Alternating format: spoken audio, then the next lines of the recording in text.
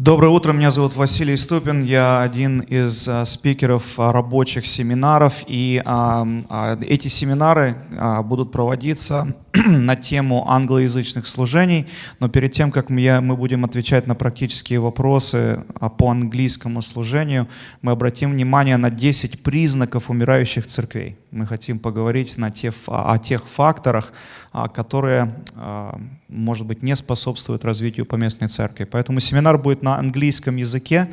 Я немножко не уверен, если мы наберем 3 группы на английском языке за 2 дня, поэтому, возможно, мы сократим этот период времени, но я приглашаю вас на эту сессию, которая будет проходить сегодня и завтра. I see fellow Washingtonians in the house. Welcome, welcome. All right, so that's a little bit about my background so that you understand where it's coming from. And today I wanted to spend the next hour on 3 things. The first thing that I really was planning to talk about is the technical piece of how to start an English service, why start an English service, and so forth. What I've realized is that English services, they're really just one of the methods. It's one of the answers. English service as a potential answer to some of those problems, not all, but some of them. And then the third part is I just want to be able to talk to you and answer whatever questions you guys have. So that's kind of the plan. I'm going to breeze through some of these things. If you have a question, just raise your hand, let me know, and then we'll kind of see if this is a question we can answer right away or we can defer it for later. Okay? All right. So let's get going. This morning I received a call from one of the guys who runs my company, and he informed me that my construction estimator passed away last night. He is a guy who was an unbeliever, smoked for several decades. He was 61 years old, had lung problems, blood pressure problems, and he passed away unexpectedly last night. So what they're probably going to do is they're going to do something called an autopsy. Do you guys know what an autopsy is? It's when a body, a dead body, is opened up by a doctor to see what exactly caused that specific death of that body. Sometimes they think, well, it could be a criminal thing, but a lot of times the family just wants to know what happened. Was it a heart attack? Was it a stroke? What happened?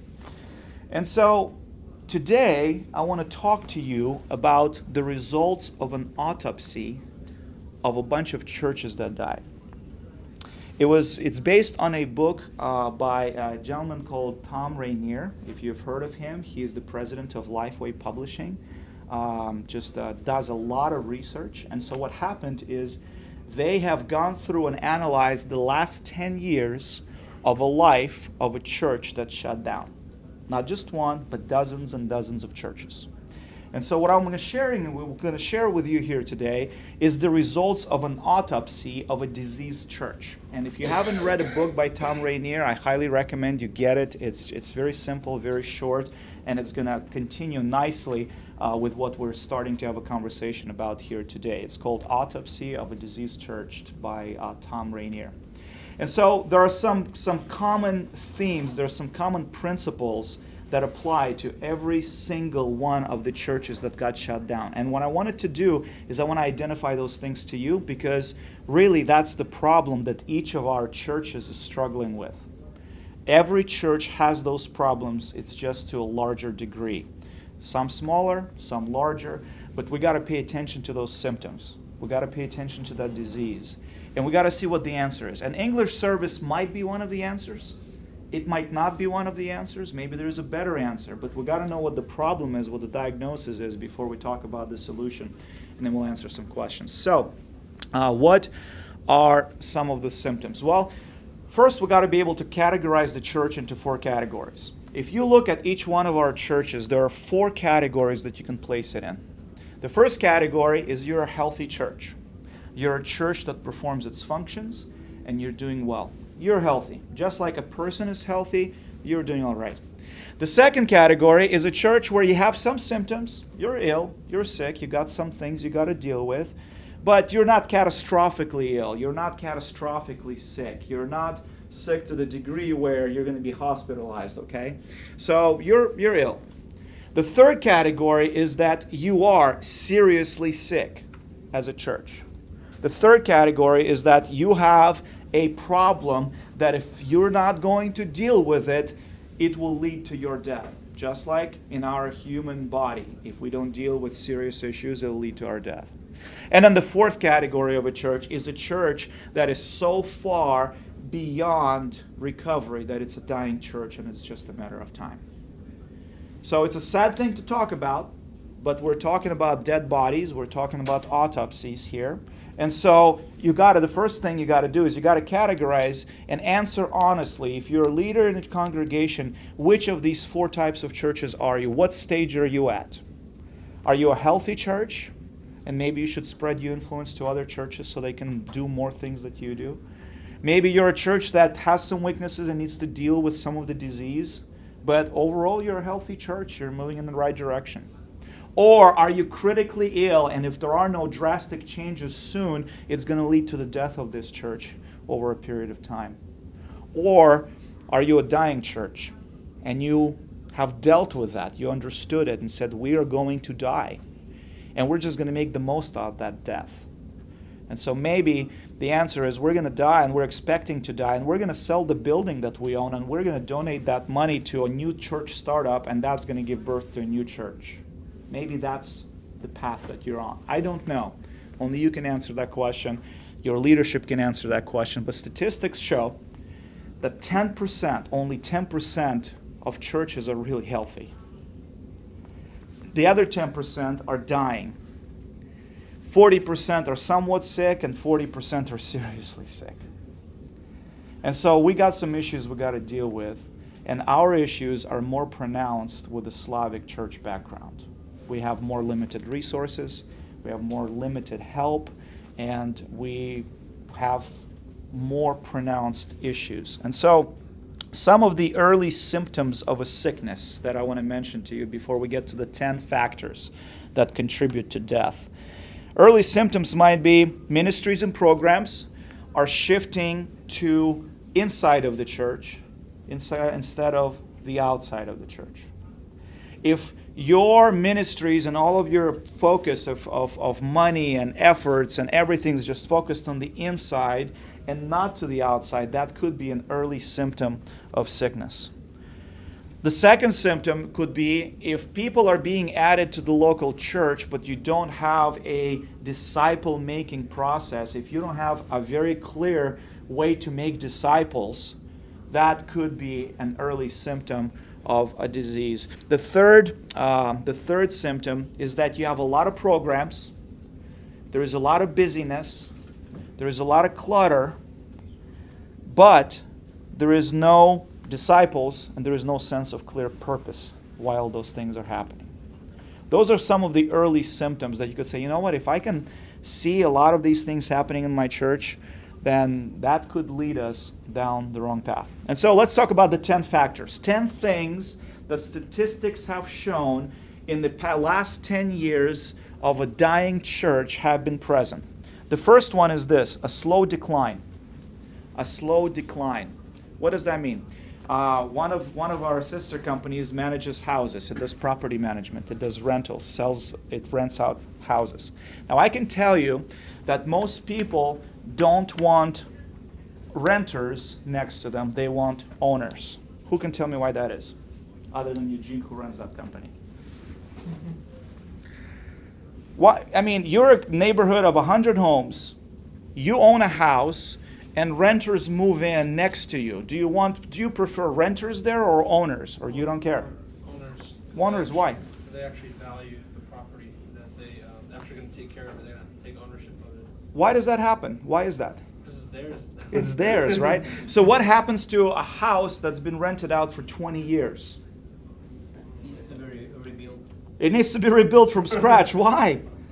Because no one took really care of it. Okay, now did it need to be rebuilt 6 months after you started renting it out? No. No. How about a year? Usually not. 5 years? Well, it's starting to get beat up, but it's still okay. Nothing paint and new carpet won't fix. How about 10 or 15 years into it? Well, you got the roofing issues, you got maybe some siding stuff. And then over time, you got to rebuild that place from ground up, right? Why? Because slowly over time it started declining and you didn't fix it to begin with. And so over time it declined, and this decline happens over a period of time. In a church setting, your decline might be in how lively your services are. The decline might be in how present your prayer life is in all of your ministries. The decline might be in excitement about the vision of the church that your leaders have. The decline might be in outward focus of the church, and you slowly kind of trickled into the inside focus of the church. So the first factor is that there has been a long, steady decline in ministries, in energies, and in excitement, and it was not something that happened in a year or a short period of time. It was slow and steady, and listen to this, people didn't see it. People didn't pay attention to it. And that long, steady decline leads to trouble. In the Old Testament, Haggai 1 verses 2 through 4 says this. What happened there is people moved to, they moved back to rebuild the temple at Jerusalem after being gone for a long time. And so they come back, they're excited to rebuild the temple. And what's happening is that reconstruction kind of stopped, right? And why did it stop? Listen to this. Thus says the Lord of hosts, these people say the time has not yet come to rebuild the house of the Lord. Then the word of the Lord came by the hand of Haggai the prophet. Is it a time for yourselves to dwell in your paneled houses while this house lays in ruins? What he's saying is this. The temple of the Lord is in ruins while you're living in your fancy houses. My question to you is, doesn't this apply to us today? So many people focus on fancy houses and cars and jobs, careers and vacations, while the figurative temple of the Lord, His church, not the building, not the carpets, but His church is declining and is being slowly eroded. So this passage is very important. God was asking, why did you stop building the temple? What happened? The house of God is in ruins because you live in paneled or fancy, rich, expensive houses. And then in verse 9 it says, you looked for much, and behold, it came to little. And when you brought it home, I blew it away. Why? Declares the Lord of hosts. Listen to this. Because of my house that lies in ruins, while each of you busies himself with his own house. I don't know about you, that's a conviction to me. And I think that's a conviction to most ministry leaders and other people at the church. We busy ourselves with our own houses, with our own stuff, with our own priorities, while the house of the Lord lies in ruins. And so slow erosion leads down to trouble. You got to pay attention to it. The second thing that was most common to a dying church is the focus on the past. Now, how many of you know what I'm talking about? All right? Focus on the past. Most churches don't close because of a cataclysmic event. They don't close because there was an earthquake that swallowed the church. They don't close because there was a hurricane and there was a fire in the building and it got burned down. Thank you very much. There was nothing like that. It was slowly eroding. People didn't see it. And so they paid attention to what was in the past instead of what was happening now. As a church, we focus, we get stuck, we cling, we hold on to things from the past. It could be a past worship style. It could be a past tradition. It could be a past location of the church. It could be the past language. It could be or it could be the old pastor who's retired and you just hate the new one. I don't know, whatever it is. But you cannot live in the past. Listen to this. You have to respect the past. You have to learn from the past. But you cannot live in the past. If you do that, that would lead to the death of your ministry and to the death of the church. That's one of the common factors that has been present there. So if you start hearing things as, we will die before that changes, or if you start hearing things like, let us just die in peace, that's a symptom of living in the past. Don't live in the past. Now, do you guys like heroes? Who likes heroes? Be honest. Superheroes? Yeah, no, kind of. I like heroes. I like Bible heroes. I like firefighters. I mean, they do good stuff, right? I also like Bible heroes. You got, Noah building the ark for many, many, many, many years when people thought he was kind of crazy. Moses, leading people out of Egypt to the promised land. David, Solomon. My question is this. What made them heroes? What makes Bible hero a hero? Faithfulness. Faithfulness to what? To God, okay. What else? What made them different? God called them to do something. God called a lot of people. Called you and I to other things, and we're not always. They obeyed. They obeyed. That's the key word. So I'm not picking on you. I'm just trying to get you to the place I'm going, right? So they were obedient, right? Did they know the result of what they're going to do when they were obedient? Yes or no? Most of them did not. The thing about steps of faith and the thing about obedience is that when you're obeying to God and you're taking a step of faith, the whole thing that makes it a step of faith is you don't know how it's going to end. You just know that that's what God's telling you to do. He shows you one step, do this, and then take another step, do that, and you take a step of faith. If you knew how it was going to end, it wouldn't be a step of faith, it would be a plan. It would be a guarantee. You would know how it would end. And so they didn't know the consequences, and they did that. Well, the problem is that we often don't want to be obedient to God's calling because we don't know where it's going to lead to. We're just afraid how it's going to end up. We're afraid it's going to make us uncomfortable, and it's not going to feel right. In Hebrews 11, there is a list of Bible heroes. And in Hebrews 11, verse 13, it says this: they all died in faith, not having received the things promised, but having seen them and greeted them from afar, and having acknowledged that they were strangers and exiles on the earth. What makes Bible heroes heroes is their obedience to God, to where they don't see necessarily the things right in front of them, but they're being obedient in trusting God with it, even without knowing where it's going to lead.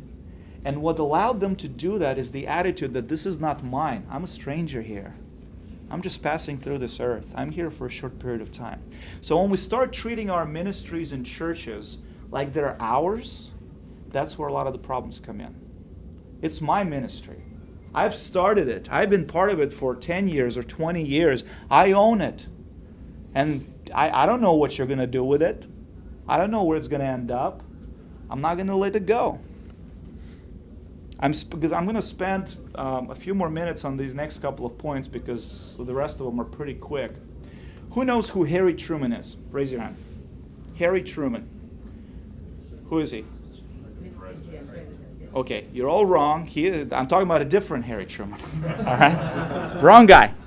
I'm talking about Harry Truman who lived in Washington State in the 80s.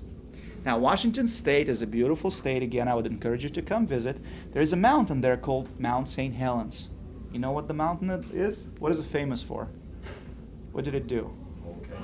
It blew up. There was an eruption, right? In 1980s, get this. In 1980s, there was a prediction of a major eruption of Mount St. Helens. All of these geologists did their little studies, and they said, that thing is going to blow. It's going to go pretty soon. It's getting all these tremors and these little quakes. It's going to blow up. It's going to erupt pretty soon. And there was a guy named Harry Truman, not to be confused with the president Harry Truman, who lived in the path of the lava flow of that mountain. And he had a house that he loved, that he built and that he lived in for many years, and it was in that lava flow. And everybody came up to him and said, listen, this thing is going to go, everybody says it's going to go, and you're going to get wiped out because your house is right in the middle of the path of that lava flow. You will get destroyed. You will die. But his family begged him, all of the government people begged him, and he stayed in that house. And on May 18th of 1980, Mount St. Helens blew up, and the lava flow went exactly where it was predicted it was going to go, and Harry Truman died with his house. My question, why did Harry Truman die? What killed him? Even though he heard the truth, he disobeyed it. He didn't believe, he disobeyed it. What else? He killed himself? He was ready to go. Pretty cool. He was ready to go, right? He was so connected to his house that he didn't see his life outside of it. Precisely. You must be a pastor or something. Yeah, precisely. What killed Harry Truman was not lava. What killed Harry Truman is his connection to the stuff that he was not willing to let go of, even though he knew he would die. And if your church finds itself in that category, you're going to die because you don't want to let go of stuff. You want to let go of your worship styles. You don't want to let go of your pastors. You don't want to let go of your buildings, the time of your service, whatever, language, whatever. If you're holding on to the stuff the way Harry did, you're going to get destroyed. And it's not lava that's going to kill you. It's your attachment to those things. And so Hebrews 11 talks about heroes of faith, Bible heroes, who considered themselves exiles and strangers on this earth.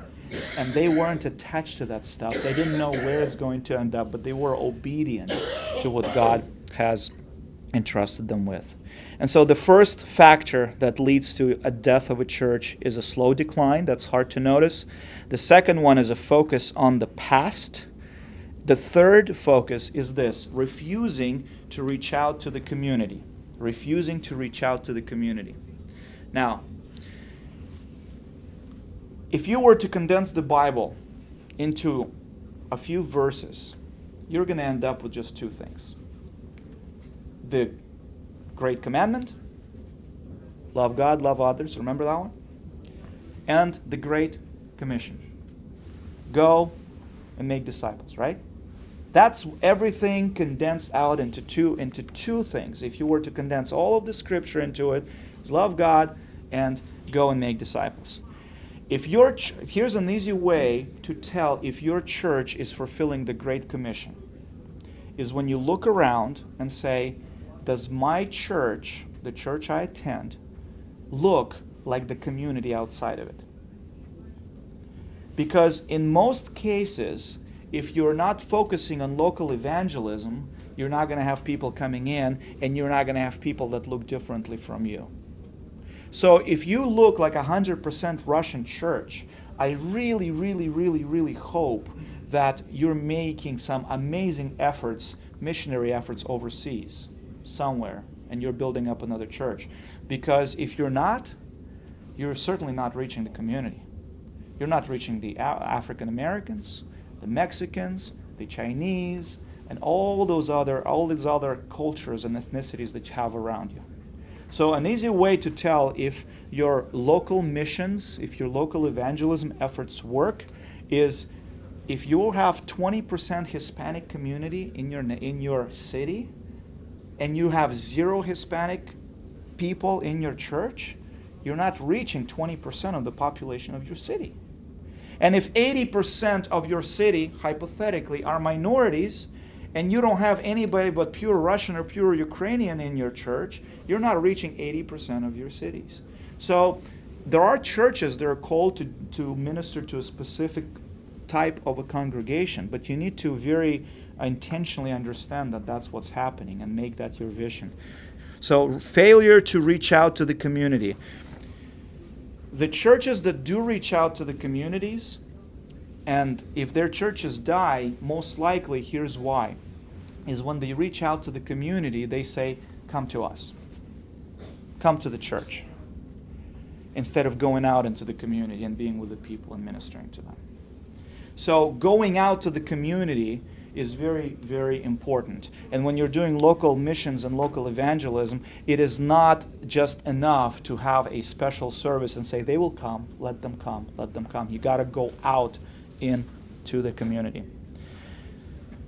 Focus on self-preservation. If you're not reaching out to the community and you're focusing on yourself, that will kill a church. Another way to tell if your local outreach is working, or any outreach is working for that matter, is look at your church budget and see how much of that budget is inward focused versus outward focused. See how much of it goes towards administrative and lunches and this and that versus missions. Just take a look at your budget, whatever church you're part of, and see whether or not your church is focused on the missions. And that's the fourth factor, is an inward-focused budget.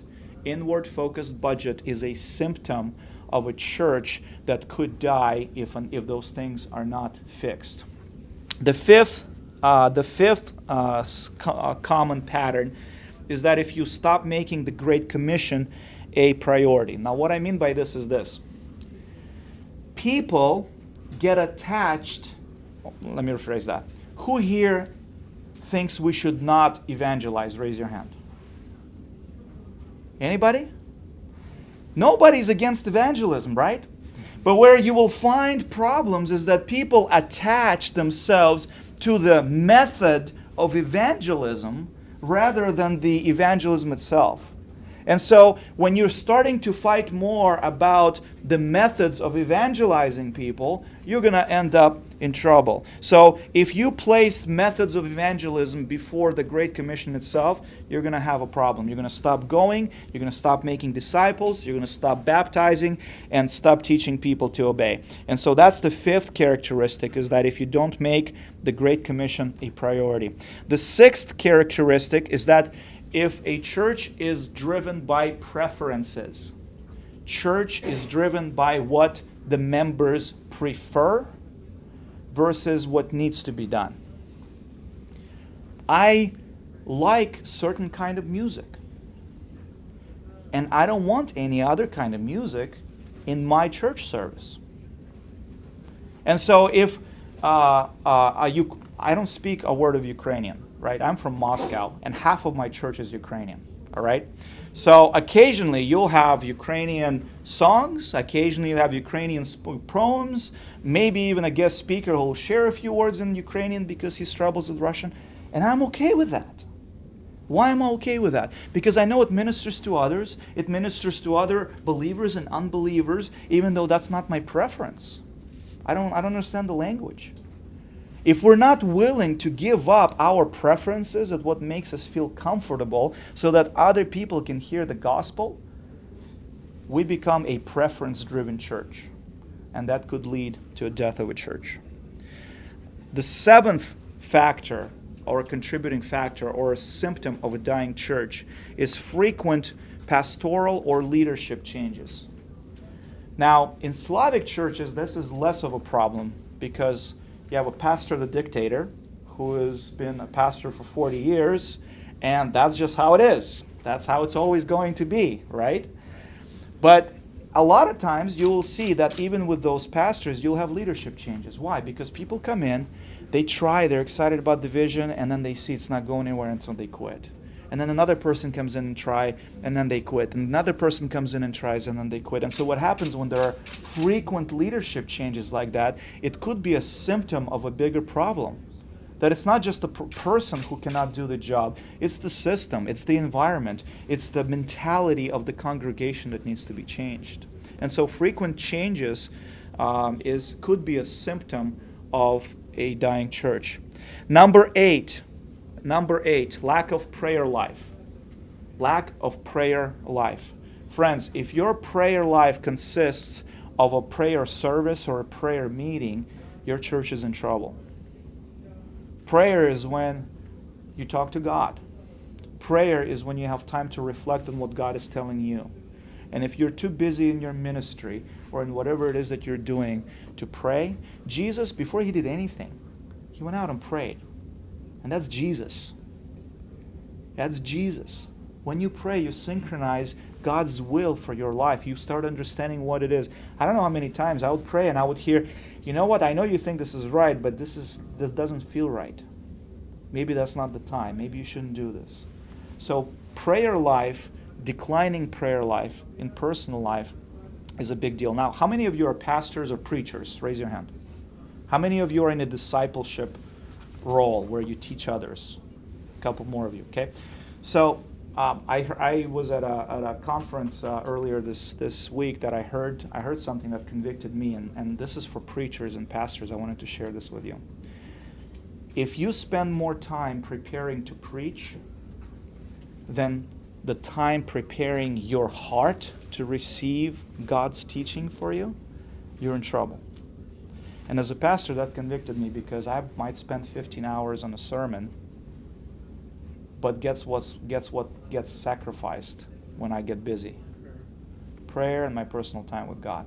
And I still feel good because, well, I spent time in the Scripture preparing for a sermon. That's a good chunk, not bad. But did I spend time for me with God alone? Not as a pastor, not as a preacher, but as His child. And so I would encourage you, if you're in ministry, especially if you're pastors or leaders who teach, allocate some time to yourselves, not just prepare for sermons or prepare for your ministry, but spend one-on-time with God, not related to that ministry. That's very important. And so lack of prayer life is a symptom of a dying church. Number 9, lack of clear purpose. If your people don't know where they're going and why, and what you think the church is going to look like in 5 or 10 years, they're not going to know how to get there. They're not going to make right decisions with their ministries trying to get there. So lack of purpose is a common symptom of dead churches or churches that are dying. Here's what some of the people said about dying churches. After the churches closed, this is the feedback of the church members who were commenting on it. We were just going through the motions.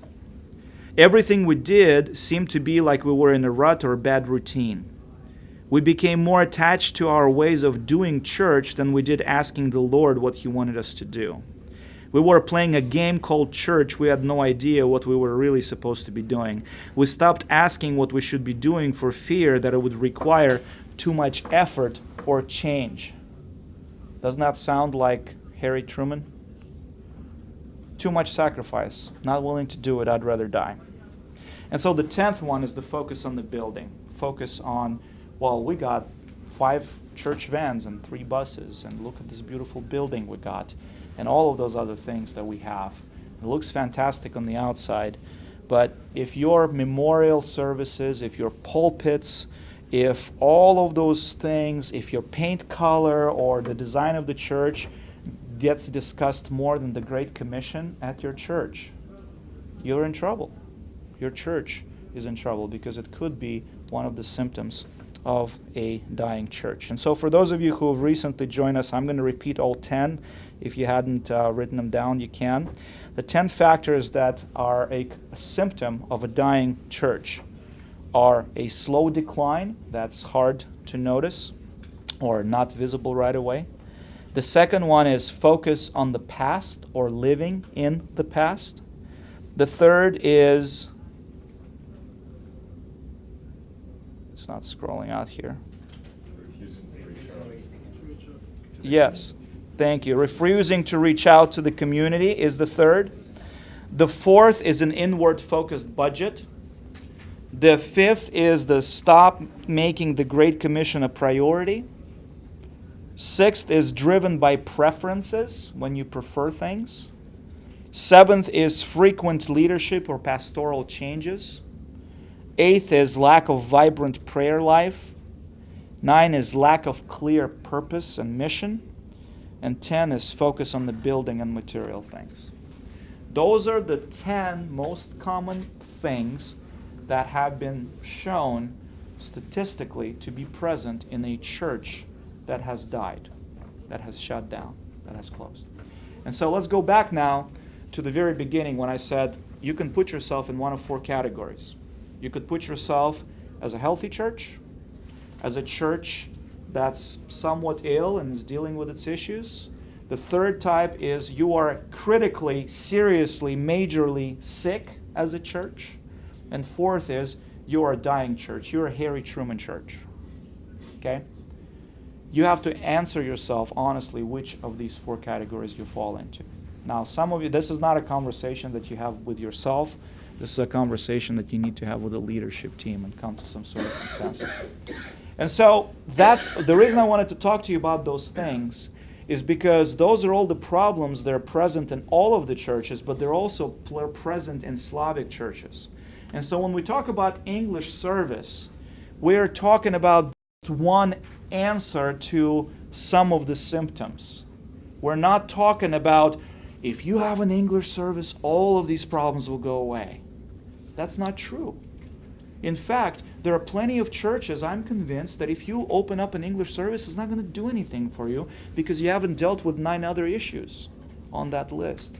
And so when we're talking about an English service, I want to make it very clear that that's not an answer to our future, that some churches are not ready for it, and the English service is just one of the symptoms or methods to an overall mentality problem. And I'm convinced we have to fix the mentality problem as we're fixing the language problem. Language is just one component of that issue. So if you're on the younger side, don't go back to your churches and say, Pastor Vasily said if we open up an English service, I'm fired up, everything's going to be okay. We got to work on these 10 symptoms overall. And if you're on the older generation, I would encourage you to honestly ask yourself if you're being the Harry Truman. If you're being a guy who's holding on to his house, willing to die for that house, and willing to take that away from your kids and grandchildren, or are you willing to be like the heroes of faith who are treating themselves as exiles and strangers and saying, you know what, I'll sacrifice anything for the sake of other people hearing the gospel. And so it takes both sides. It takes both generations. It takes the Slavic mentality and the American mentality and the Ukrainian mentality. It takes all of that to work together. So that's the problem. English service is not always the solution. But if you were to open up an English service, there are just 3 things I want each of you to really, really understand. The first one is this. English service without the support of your lead pastor and senior leadership is never going to work. If your senior leadership, if your senior pastor, if your pastoral or elder team is not behind you in starting up an English service, it's never going to work. And so you have to start at the top, and you have to understand that it's not a matter of them just, oh, I'm not against it, but they have to be for it. They have to be behind it. They have to be the drivers for it. So that's the first thing. If you don't do that, you will end up causing a split in the church. And that's a sinful condition to be in, is if you split a church because of that. So do it right if you're going to do it. The second thing, you need to be ready for opposition. I'm going to tell you up front that you can have absolutely blessed brothers and sisters who love the Lord, who have been believers, and they're awesome and dedicated, who are going to disagree with you and make an absolutely big deal out of it. And they will do it genuinely, and they'll do it with a clear heart, and they will do it believing that that's the right thing. And you just need to love on them, and you need to understand whether this is something that you're going to insist on or not. So there will be disagreements, no matter what, even within pastoral teams, deacons teams, and general church membership. And that's why it's so important to have the leadership behind this vision. The third thing that we have learned in our experience is that if you're going to start an English service, it needs to be a church-wide service. Until the church takes ownership of a service and says it's not just a youth hangout, it's not just a teens thing doing their own thing, it's not just the youth playing church once in a while. If we as a church are saying we're going to have a full-blown service, we're going to have communion, we're going to have financial ministry offerings there, we're going to have baptisms, we are going to have everything that a regular church service does, but in English. And that's not all, because the last thing is that you cannot just change the language and expect your service to work. The structure has to change. The way you worship has to change. The way you attract people has to change, because you're working towards a different group of people that react differently. And that part is very, very difficult, because if we have 3 sermons and 2 choirs at each Russian service, we think by translating that into English, we're going to attract Americans to our church. It's never going to work. It's just not going to work. You have to look at a different style service in order to attract a different group of people. So that's what we learned. I'm not saying that's what you must do at each of your churches, but that's the path we've taken. We have gone for it for 5 years now. We have not split up a church, and 65% of our members go to the English service, which is a first service at our church, and then the other 35% go to the to the Russian service, which is the second service at our church. So it can be possible, but it is painful. There is tension. You're going to have to deal with a lot of issues. But we believe it's a godly way because it allows us to kind of transition and build a foundation for the next generation. So that's my presentation. I am hoping it's been helpful to you, and I want to spend the next 10, 20 minutes just kind of having a conversation on what questions do you have? What challenges do you struggle with that maybe everybody else can benefit in this room kind of discussing? So let's talk about it. Questions? Age of your church. We've celebrated our 20th year anniversary this year. So 20 years. How many young people in the church? The average, Compared to the older one? if we removed top oldest 10% and top youngest 10%, our average age of the church is 33 years old. So, yeah. It shows Jesus, 33 years old. Yeah. Yeah, if we keep the top 10 and bottom 10, we just have some very young members and we have some really old members, like, almost 90, pushing 90. I thought that's going to skew the results a little bit. So even if you do that, there's like 35, 36. So it's there. Visible barrier, but how you can, break this? Yeah, gap, that's excellent, and that actually leads to what this brother was asking me before the session started. So let's break that question up into two parts. First, let's talk about the stone and the sand piece, and then we'll talk about race. And I wrote it down so I won't forget. So what I mean by the stone and the sand thing is this. Most issues, I believe, in our churches happen because of two reasons. One is definitions. When we think we're talking about something, but we're actually talking about something else. You have an argument of two people. They're saying, no, sugar is good. And the other person says, no, sugar is bad. And they're arguing about it. And then they find out that this person is talking about cane sugar that's organic, non-bleached, and, all that good stuff. And this person is talking about the kind of sugar, that causes cancer in those little packets that are sold everywhere. Definitions are different. Solid argument, different definitions. So definitions are important. The second thing that I'm convinced causes problems in our churches is that we fail to keep first things first. And the first thing first is that there is a difference between principles or truths and methods. So let me ask you this. Great Commission. Is it a principle or a method? Principle. Okay. What about the Great Commandment? Principle. What about choir? Ooh. Oh, I know, it's a tough topic. I'll never be invited back, I know, but choir, is it a principle or a method? It's a method. How about worship team?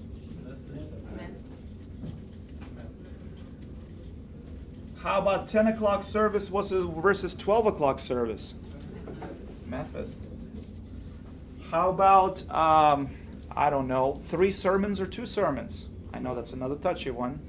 Or 1 sermon. For some it's principle. For some it's principle. Let's leave that right here, right? Okay, but maybe that's an iffy one. The point I'm making is this. There are things like biblical truths that will never change because they're timeless principles. The Great Commission and the Great Commandment should never, ever, ever stop being the main thing that the church is about. Ever. That God is love is a biblical truth that will never change. That Jesus died on the cross in a substitutionary death for our sin, that should never change. Right? But the methods, listen to this is important. The methods can't just change. The methods must change. Must. Not just can, but must. Why? Because methods always support the fulfillment of principles. And so, if 300 years ago your method of worship was an organ, and then it was the piano, and then it was the choir, and then it's a worship team, and then it's an electric guitar versus an acoustic guitar, whatever it is, whatever fulfills your local church to fulfill the Great Commission better, that's what you're going to use. If people all of a sudden start sleeping in and the culture changes and they start waking up at 11 a.m. in the morning, guess what? Your service time will change. Why? Because you're going to be able to reach more non-believers. If you start worrying about, locations or whatever, if all of a sudden the area where you're at became an industrial area and there's just no more people around it, guess what? The location of the church is also a method. You might pick up and move. We are in trouble when we spend more time arguing about this than figuring out how to do this better. That's where we get in trouble. And so, when we're talking about change, it's very important for people and for leaders to clarify, is it a principle or is it a method? A method is something written in the sand. You can erase it and you can write on top of it. A principle is etched in stone. You're not going to erase it. You can't cover it up. It's there, engraved permanently. So it's a debate of stone versus sand. Once you separate the issue and put it into one of these two different columns, then you will know whether you can give it up or whether you should retain it. I'm convinced that these things must change. If Washington State becomes 95% Hispanic, I'm going to start learning Spanish. And so should you. If you, well, what? Or move. yeah, right. I mean, that's the reality, right? Now, if you came into this country and you're trying to figure out how to fulfill a Great Commission, for us, English was a method that allowed us to do this better. And if it was Spanish, it would be Spanish. And we would be looking for a Hispanic pastor. And if it ends up being Chinese in 30 years, it's going to be a Chinese guy trying to lead the church. Because it's a method versus a principle. And so, when we're talking about multi-ethnic pieces, we struggle with that as a church as well. We have Americans in our congregation, but not as many as I'd like. And I don't have Americans on my leadership team at this point, which is a tragedy. Why? Because I'm convinced that you have to have people that you're trying to attract on the leadership team side of things.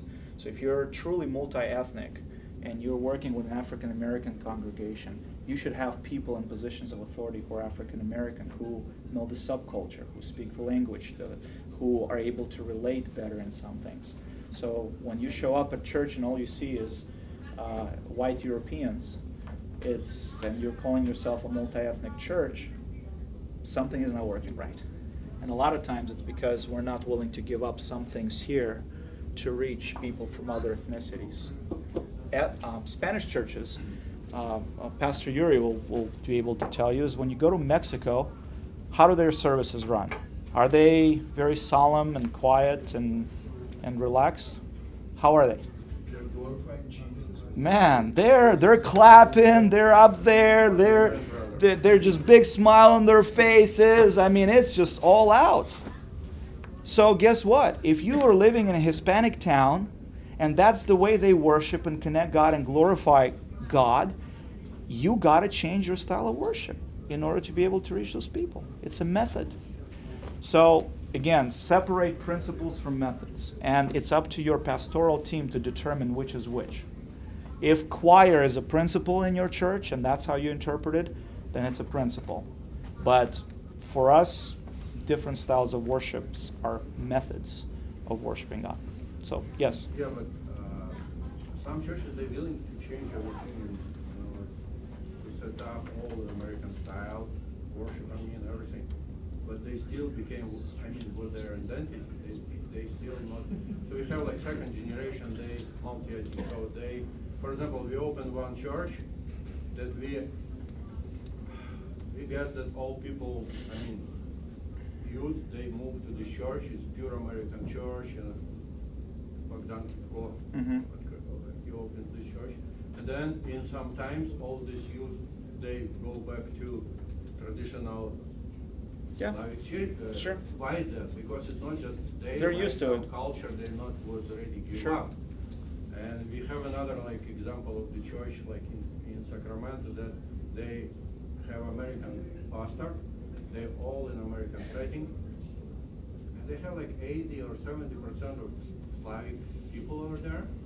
And I asked them, what's wrong with this picture when you don't have really Americans people that they come in this church? It's all in Americans. Now, well, they still kind of have trouble, and they know why is that. Because changing culture, it takes a time.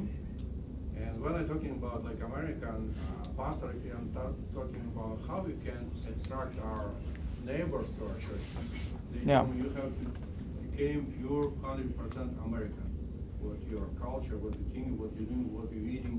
So it should be, in this case, they will feel comfortable. They're not like traveling in some another. Well, I don't know. I don't know if I agree with that, and I know you run this whole organization, but I'll disagree in this sense that I think you don't have to become American in order to be able to minister to them. I think you have to be fully accepting of that culture and be willing to serve them and be willing to have the key things in common with them in order to be able to serve them. So I think we're talking about the same thing, but I'm not saying that it's not so simple. it is not. It is a complex issue. And I mean, one of the factors, for example, is how far do your people live from the church? That's a big factor. If you're all an hour and a half out, trying to bring your neighbors into the church an hour and a half out is very difficult. And so how do you do it? You adjust your strategy. Maybe home groups, community groups, or small groups are a strategy. And if you see that dynamic growing, maybe you have a church plant there. You have different approaches. So each church has a different DNA. You should not copy anything that anybody else is doing here. But what I'm telling you, though, is this right here, we're in trouble as Slavic churches.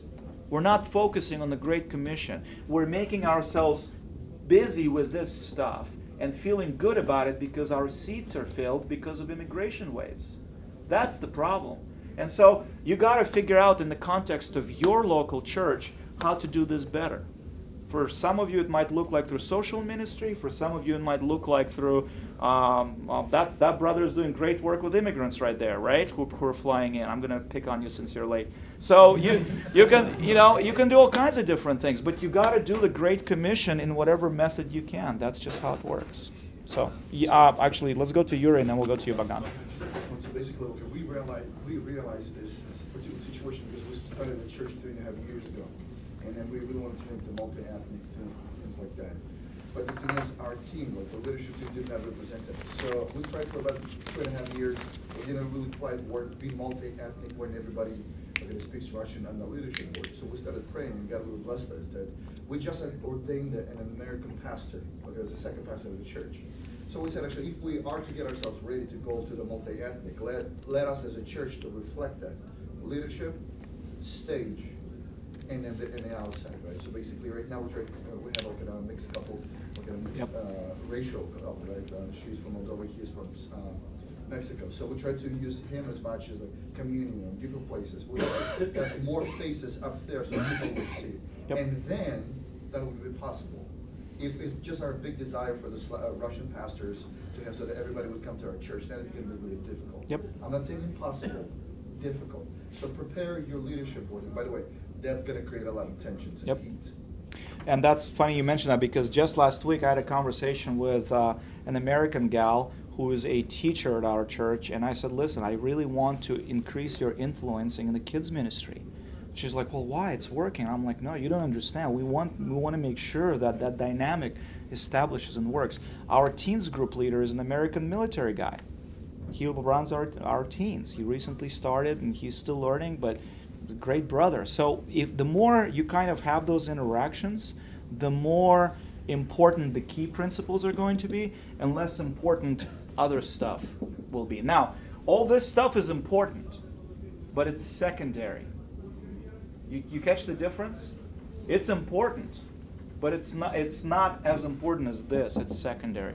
So whatever your local church vision is and methods are, work with your leadership board, work with your pastors. Don't go out and cause revolutions. It will not work anyway. You might think it works for a year, but it won't work unless your pastors are behind you. And sometimes it might take months, sometimes it might take years. Sometimes it'll work and sometimes it won't work. The context of a local church means a lot, so make sure you go through your local church channels in order to make this happen. Bogdan, you had a question? Two things. First question, and then I have a request for you. Shoot. Good request, not too difficult. I don't dance. Question. So, Hispanic signature. the 10 factors you listed, 10 most common factors of a dying church. So I've had the opportunity to speak with many different church, members of the Slavic Church, and many different Slavic churches, and leaders, and some people describe, and I think maybe even some people here could say, oh, we'll go through this list, these 10 factors. Wow, my church is a good 9 out of 10, or my church has 7, 8 of these. And these are factors of a dying church. Or I'm not saying all the churches, but some people Sure.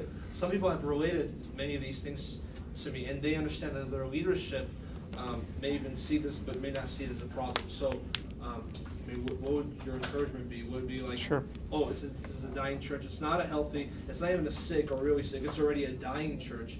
What would the reaction be from that person? Would it be, oh, I have to leave to another church, or can I really work with my, talk to my pastor and see if the senior, the head, the elders could actually notice these problems and do something, or is it already inevitable for that person to leave? Yeah, well, nothing is inevitable. Our God is a God of incredible, amazing power. So anything can be done by God. So don't just think if you see yourself in some category that it's done, because God can do miracles. I've seen some amazing things happen when people thought it was not possible, and it really is true.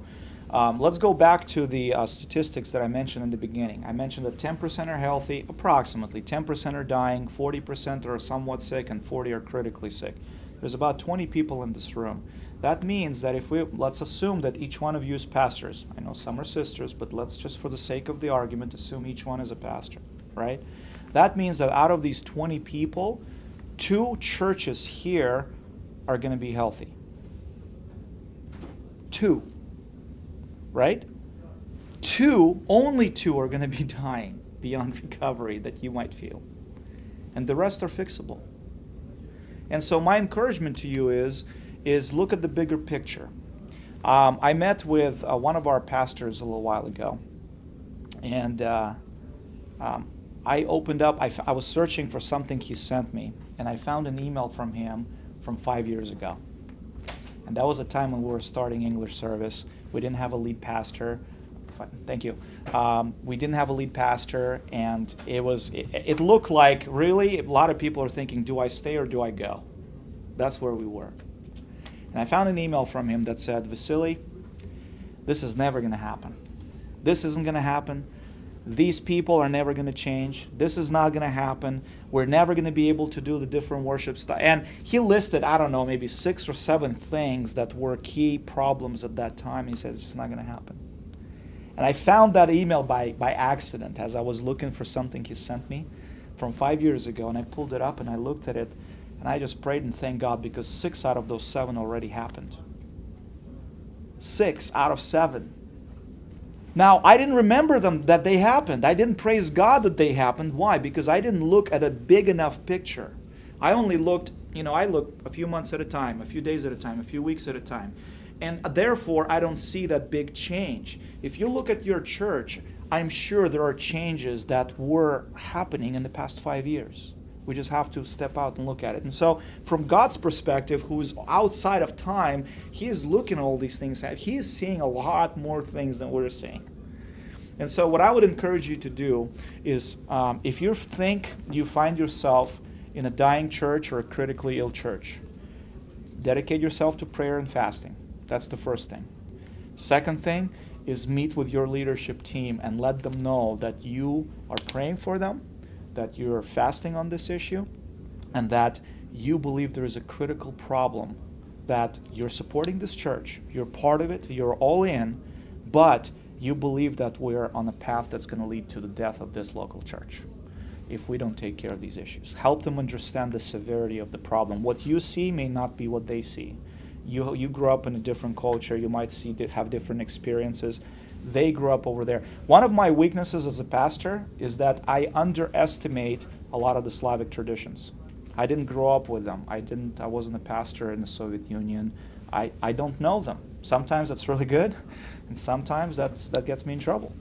So they might have different colored glasses that you have, and so getting together and having those conversations and praying about it is the first step.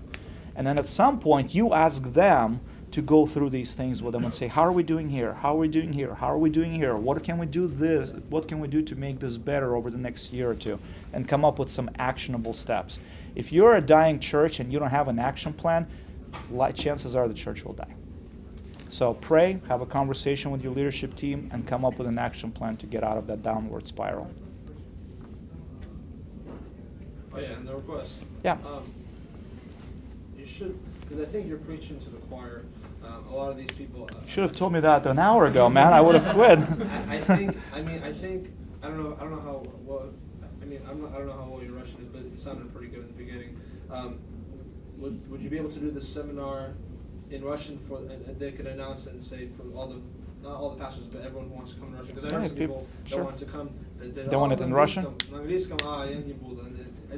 some pastors Sure. in the corridor. Yeah, say we that. can do it in Russian, sure. If it could be in Russian, I think this would be very beneficial for many men.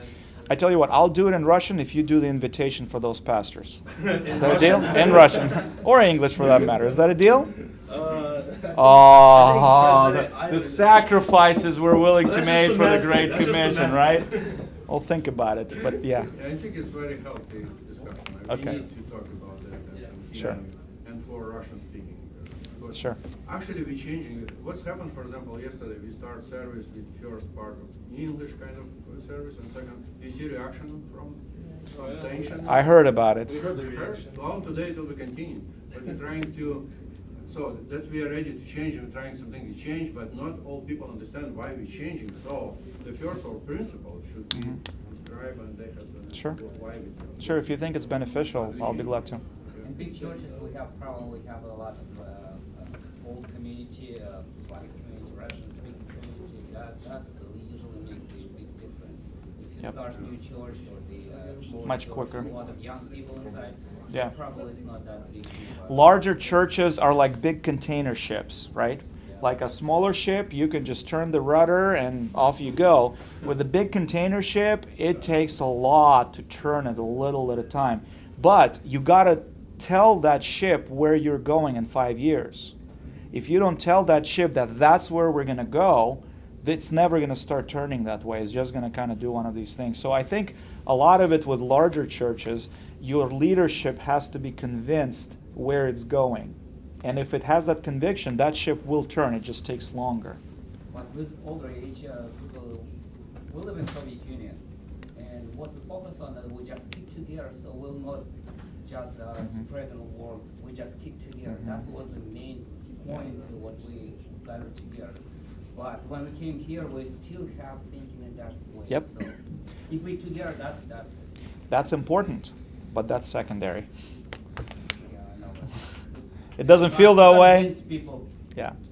I share your pain. I mean, everything you guys have brought up, we went through this. We just went on the smaller scale. Our church is about 250 people, so we haven't gone through it with 2,000 people, okay? It's a little bit different scale, but the principle is the same.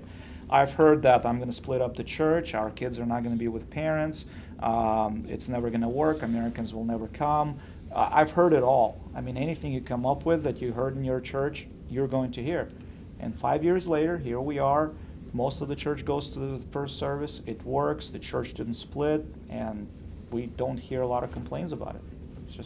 It just works. So, all right, we're out of time. Thank you very much for coming. Appreciate it. And if you think this was beneficial, spread the word, and we'll pray. Yes, we'll pray. Right now, we're going to go have food, and for the rest of the convention as well. And I'd like to ask. I haven't left, I guess. So Joseph, would you pray, brother? Благослови нас.